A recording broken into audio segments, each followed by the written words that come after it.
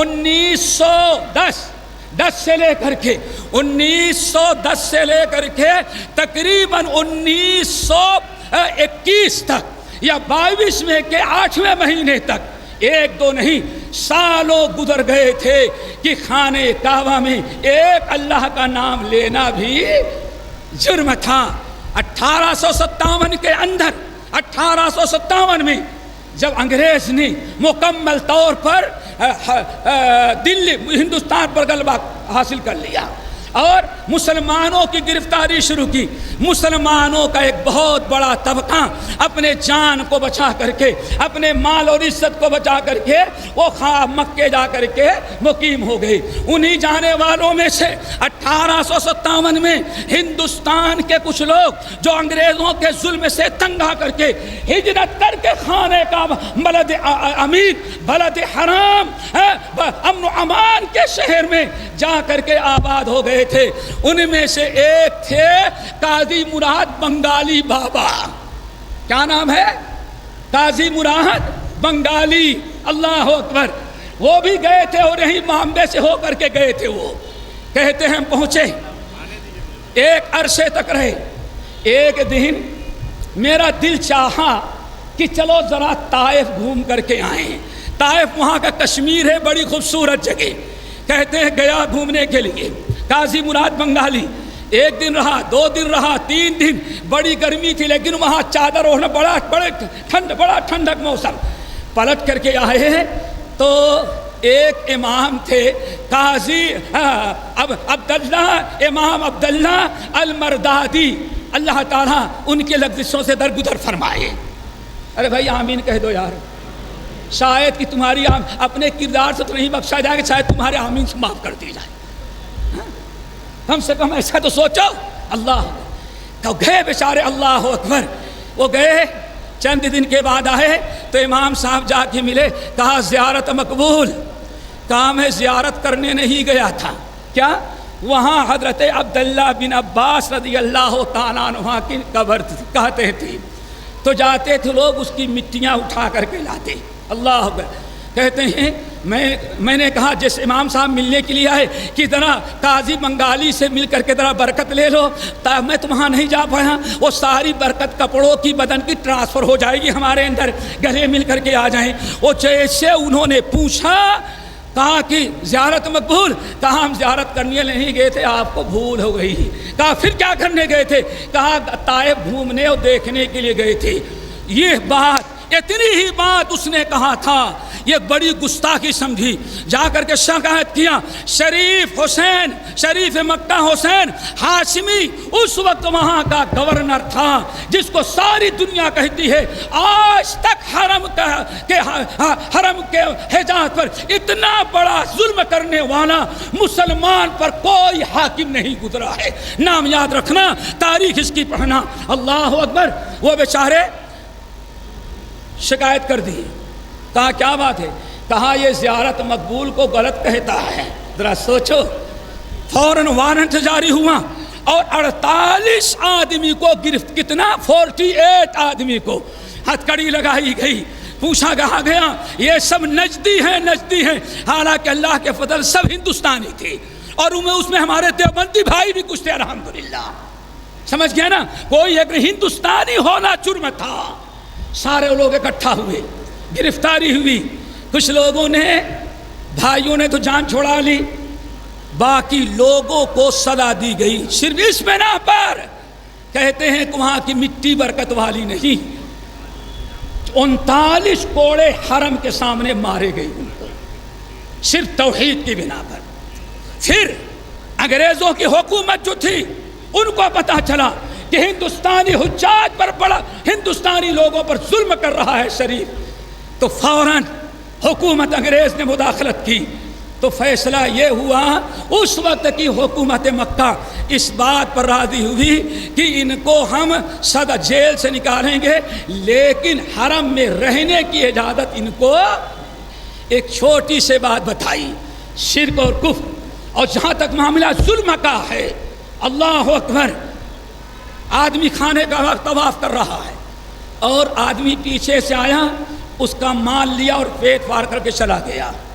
حرم کے اندر 1910 سے لے کر کے 1900 تقریباً 21 ہجری عیسوی تک جانوروں کی جان محفوظ تھی، سانپ اور بچھو محفوظ تھے، پرندے محفوظ تھے، لیکن حج اور عمرہ کرنے والے محفوظ نہیں تھے۔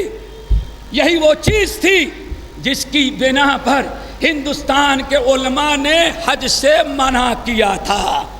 بات یاد آئی؟ کہا حج کرنا جائز نہیں، کیوں؟ وہاں جان محفوظ نہیں، اس لیے حج منسوخ ہو گیا۔ سالوں ایسا گزرا ہے ہندوستان کے مسلمانوں پر کہ ان کو حج کرنے کی اجازت نہیں تھی۔ پھر یہ داستان طویل ہے کسی اور موقع پر، لیکن کہنا یہ تھا میرے بھائیوں، حج کرنا ممنوع تھا، حاجیوں پر ظلم ہوتا تھا۔ اسی لیے جب اس نے شریف نے بے انتہا ظلم کیا، ہندوستانی حجاج، سب سے بڑی آبادی ہندوستانیوں کے مکے میں تھی، اور اسی اسنا میں بڑی گزارش کی گئی، اپیل کی گئی، حاجیوں کی جان مال محفوظ رکھو، لوگ عزت کے ساتھ عمرہ کریں، حج کریں۔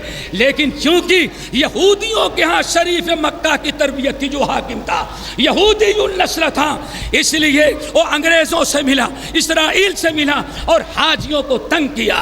اسی اسنا میں تقریباً 1920 میں ملک عبدالعزیز کے بھائی شیخ عبداللہ حج کے لیے گئے تھے، ان کو نجدی سمجھ کے ارغمال کر لیا، اغوا کر لیا، بند کر دیا جیل میں، کوڑے مارے گئے، اور نتیجہ یہ نکلا میرے بھائیوں کہ نجد سے، عراق سے، ہندوستان سے، یمن سے حاجیوں کا آنا بند ہو گیا، اور اگر کوئی آ گیا تو اس کی جان مال محفوظ نہیں تھی۔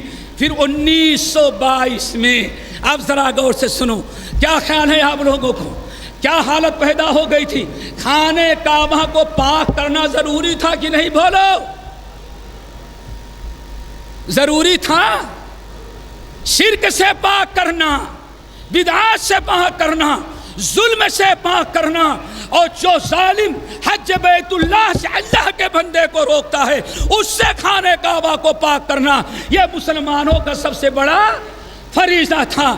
اللہ جزائے خیر دے، ملک عبدالعزیز رحمت اللہ علیہ نجد سے نکلے اور حملہ کر کے اس ظالم کو پکڑا اور خانہ کعبہ کو آزاد کرایا، اور ان کے آزاد کرانے کے بعد سے آج تک الحمدللہ خانہ کعبہ کا حج بھی جاری ہے، عمرہ بھی جاری ہے، جان بھی محفوظ ہے اور مال بھی محفوظ ہے۔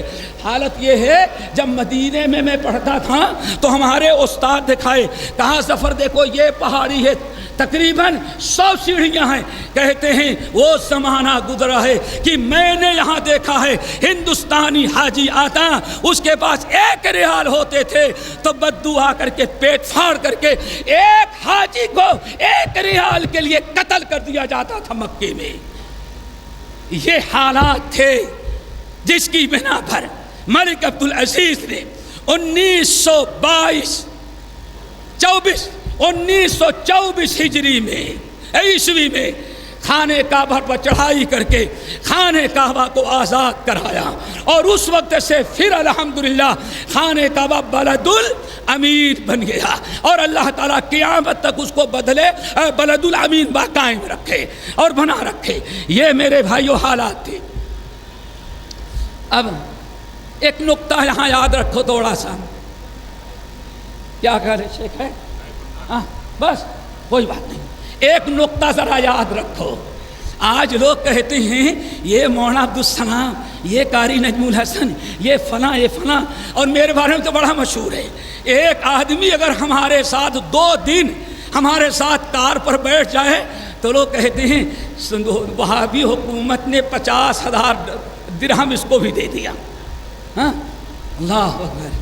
میرے بھائیو، ایک بڑی پیاری بات یاد رکھیے گا، سوال یہ ہے نجدیوں کی حکومت پہلے ہے کہ اہل حدیث پہلے ہے؟ سوچو، بولو اللہ اکبر۔ یہ کبھی سوچا ہم نے اہل حدیث پہلے ہیں؟ کب سے پہلے ہیں؟ 1163 ہجری، 1163 ہجری سے ہم اہل حدیث ہیں ہندوستان میں. ذرا سوچو، یوپی جہاں سمندر بھی نہیں ہے، الحمدللہ اعظم گڑھ ہمارا پورا یوپی کا مرکز. 1889 میں اللہ اکبر ہمارا مدرسہ بھی قائم تھا. کیا کہنا چاہتا ہوں، ہماری یوسف 1857 یوسف پور کا مدرسہ ہر جگہ قائم تھے. بلکہ اللہ ان کو لوگ مجاہدین میں ڈال دے، اس لیے میں نے نام نہیں لیا ان کو. اس لیے ذرا سوچو میرے بھائیوں، ہم پہلے ہیں کہ نجدی حکومت نجدیوں کی. بولو ہاں کون ہے؟ کچھ شک ہے آپ کو؟ کیا بھائی آپ کو شک ہے؟ نہیں. کیوں؟ ارے اللہ کے بندے 1843 ہجری کے اندر تو جس کو کہتے ہیں وہابیوں کا سرغنہ میاں عبدالعزیز میاں نذیر حسین حج کرنے کے لیے گئے تھے. اس کا مطلب نجدی حکومت بات کی ہے، اور ہم اہل حدیث الحمدللہ پہلے سے ہیں. اب آئیے لیکن جب آپ نے سمجھ لیا اہل حدیث جماعت نجدی حکومت سے تقریباً 200 سال پہلے کہاں سے ہے؟ ہندوستان کے اندر. اور کبھی موقع رہا تو بتائیں گے پوری دنیا کے اندر آج کتاب و سنت کو جو چرچا ہے، اللہ کی قسم وہ ہندوستانی علماء اہل حدیث کی برکت ہے.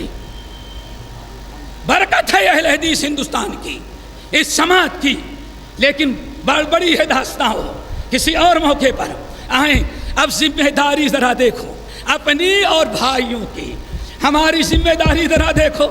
1926 میں، کب؟ 1924 میں حجاز پر حکومت قائم ہوئی، اور ٹھیک 2 سال کے بعد 1926 ہجری کے اندر ملک عبدالعزیز رحمت اللہ علیہ نے حرمین پر قبضہ کر لینے کے بعد پوری دنیا کے علماء کو بلایا. پوری دنیا کے علماء کو بلایا. دنیا کے سارے علماء اکٹھا ہوئے. ہر مکتبہ فکر کے ہندوستان سے بھی لوگ پہنچے ہر اعتبار سے الحمدللہ. تو پوچھا ملک عبدالعزیز نے یہ کیا کیا کرنا ہے، کیسے حکومت کرنی ہے؟ تو اکثر لوگوں نے کہا نجدیوں کی حکومت ہم کو قابل قبول نہیں. لیکن ہندوستان کی جماعت اہل حدیث جو پہلے سے قائم تھی، انہوں نے حمایت کیا اور تائید کیا، اور تائید کرنے کی وجہ سے الحمدللہ پھر قائم کرنے کی برکت سے تائید کی کہ توحید پر مبنی ہے. اس کا نتیجہ یہ نکلا کہ ملک عبدالعزیز نے جب حکومت بنائی تو تقریباً 18 علماء اہل حدیث جو اس کانفرنس میں شریک تھے، ان میں سے مولانا احمد علی قصوری، عبد القادر قصوری رحمت اللہ علیہ تھے. ان کو ملک عبدالعزیز نے کہا آپ میرے مشیر کار بن جائیں. کیا بنے؟ یہ حکومت کیسے چلانا ہے حرمین پر، آپ ہمیں مشورہ دیں. اللہ اکبر. کہا حضرت ہمارا ملک ہندوستان بہت بڑا ہے، آپ کی تنخواہ دیں گے، ہم تنخواہ لے کر کے کام کرنا نہیں چاہتے. بہرحال تائید کی، مشورہ دیا ہمارے علماء اہل حدیث نے، اور بڑی اس میں برکتیں اللہ نے رکھی. بات ٹائم ختم ہو رہا ہے اور ہم آپ لوگوں کو 4-5 چیزیں بتا دیتے ہیں. 5 منٹ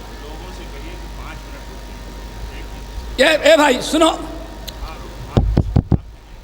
کہو حضرات گرامی، میرے بھائی جو لوگ کھانا وغیرہ تقسیم کر رہے ہیں ان سے گزارش کہ صرف 5 منٹ آپ ٹھہر جائیں، 5 منٹ کے لیے توقف اختیار کریں. چلو میرے بھائیو آ گئی بات سمجھ میں. اب ہم نے کیا کیا؟ ہم نے جو کیا دعا کرو سارے دنیا کے مسلمان وہی کرنے لگے. آؤ نمبر ایک غور سے سنو. سن 18 جب ملک عبدالعزیز رحمت اللہ علیہ نے حکومت قائم کر لیا تو اس وقت حرم کے اندر صدیوں کے بعد، سالوں کے بعد نہیں، صدیوں کے بعد اب سب نوبت آئی. یہ اللہ کا گھر ہے، یہاں دنیا بھر کی تعلیم ہوتی ہے لیکن نبی کی حدیث کی تعلیم نہیں ہوتی. اس لیے ملک عبدالعزیز نے سب سے پہلے یہ فکر کیا کہ کسی بھی صورت سے حرم کے اندر حدیث کا درس شروع کیا جائے. اب ان کو ایک ایسے عالم کی ضرورت پڑی جو درس حدیث دے، دو لوگوں سے مشورہ کیا، لیٹر بھیجا کہ ہمیں ایک عالم چاہیے جو حرم کے اندر بیٹھ کے درس دے، تو ہر جگہ جواب ملا کہ اس وقت یہ حرم کے اندر، اس حرم مکی میں بیٹھ کر کے درس دینے کا مستحق ایک ہی عالم دنیا میں موجود ہے، وہ اعظم گڑھ مبارک پور میں ہے۔ کہاں ہے؟ اعظم گڑھ مبارک پور میں۔ نام کیا ہے؟ مولانا عبد الرحمن صاحب مبارک پوری صاحب تحفہ رحمت اللہ علیہ۔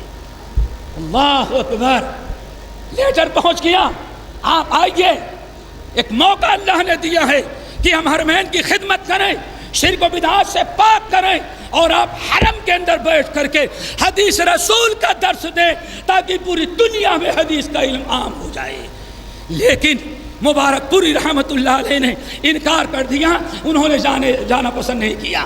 اور ذرا دیکھو ہم نے کیسا ساتھ دیا ہے، حدیث کا علم کا انتظام کس نے کیا؟ اہل حدیث جماعت نے۔ اور سن 1344 میں، کتنے میں؟ 1344 میں مولانا ثناء اللہ مرشری، مولانا محمد صاحب جوناگڑھی اور مولانا محمد ابو القاسم سیف بنارسی یہ حج میں گئے۔ ملک عبدالعزیز کو پتہ چلا، پہلا چاروں طرف چرچا ہوا کہ ہندوستان کے 3 بڑے بڑے حدیث کے عالم آئے ہوئے ہیں۔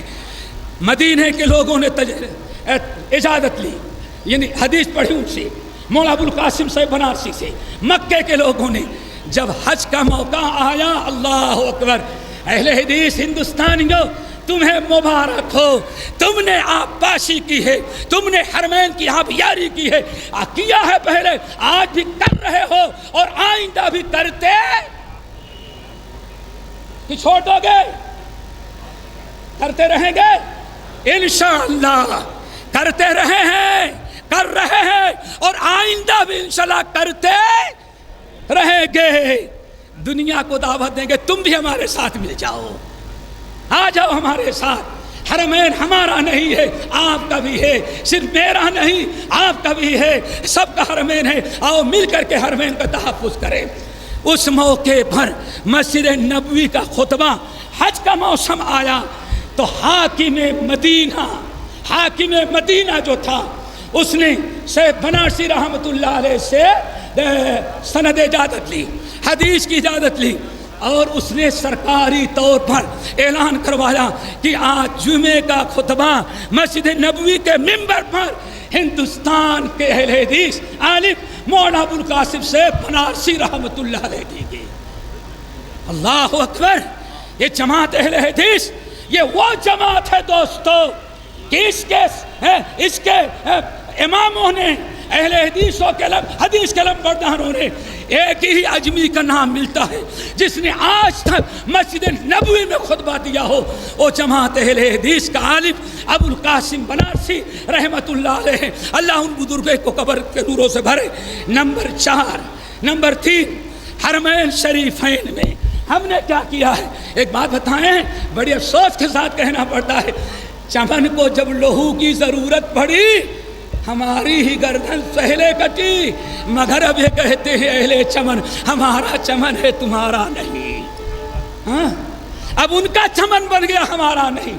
آؤ نمبر 3 مولانا عبدالغفار رمضان پوری رحمت اللہ علیہ 1323 ہجری میں جب حج کے لیے گئے، جدہ سے نکلے مکے سے عرفات سے مزدلفہ سے منی سے خانہ کعبہ، پھر اس کے بعد مکے سے مدینہ گئے۔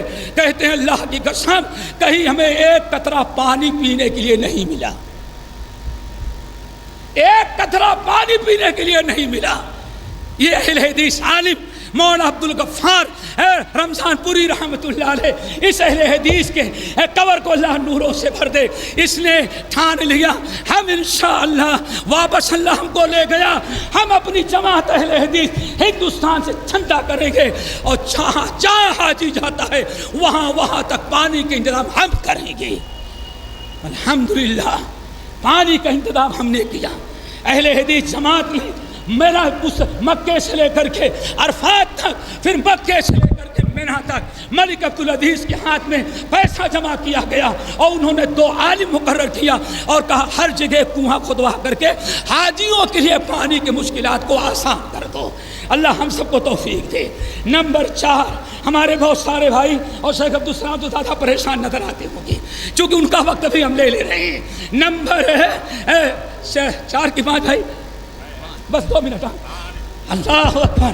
1927 میں کس میں 1927 عیسوی کے اندر مولانا عبداللہ روپڑی رحمت اللہ علیہ جو بڑے اہل حدیث عالم امرتسر کے تھے, یہ جب حج کرنے کے لیے گئے تو دیکھا نہر زبیدہ میں کہیں اترنے کی جگہ نہیں اور کوئی کود گیا تو نکلنے کی جگہ نہیں, پانی ویسے گندا پڑا ہوا ہے. اللہ اکبر. حج میں گئے, نہر زبیدہ کا معائنہ کیا, رو پڑے حاجیوں کی تکلیف, حاجیوں کا دکھ اور نہر زبیدہ کی ایک خستہ حالی کو دیکھ کر کے یہ اہل حدیث عالم برداشت نہ کر سکا.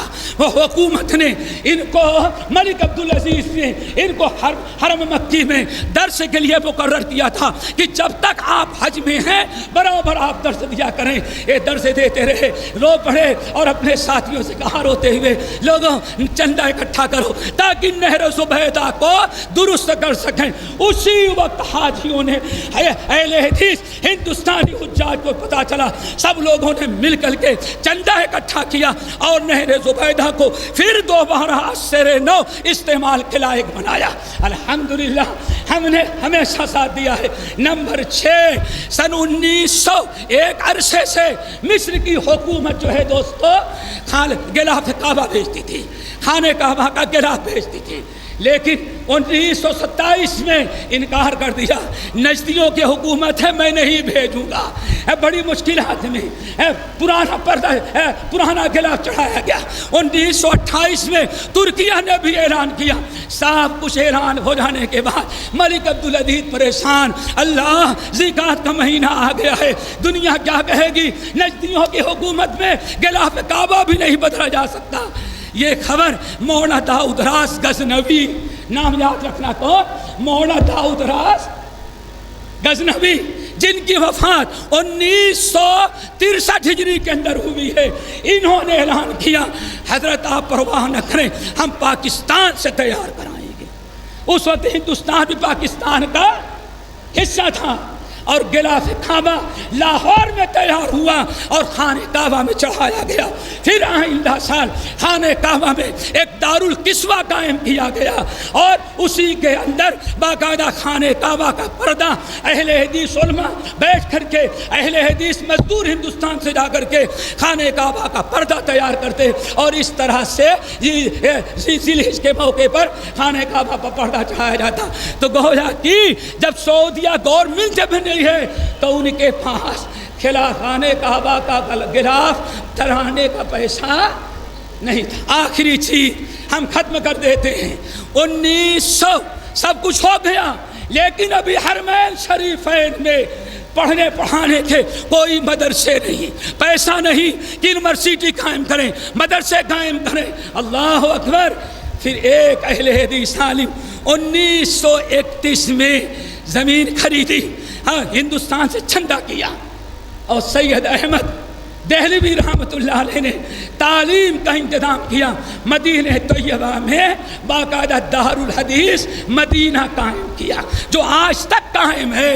ذرا سوچو ہم نے کیا کیا کیا.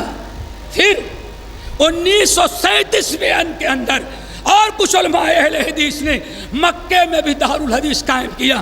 اس لیے میں کہہ سکتا ہوں کہ پانی سے لے کر کے تعلیم تک جس نے انتظام کیا, سعودیہ حکومت کو جس نے کر کے دیا, وہ کون ہے بولو.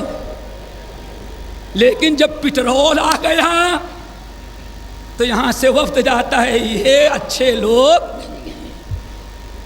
ان کے مصیبت میں غربت میں ہم نے جب ہوش سنبھالا تو سنبھالا تجھ کو, تو نے جب ہوش سنبھالا تو مجھے سنبھلنے نہ دیا. اللہ اکبر.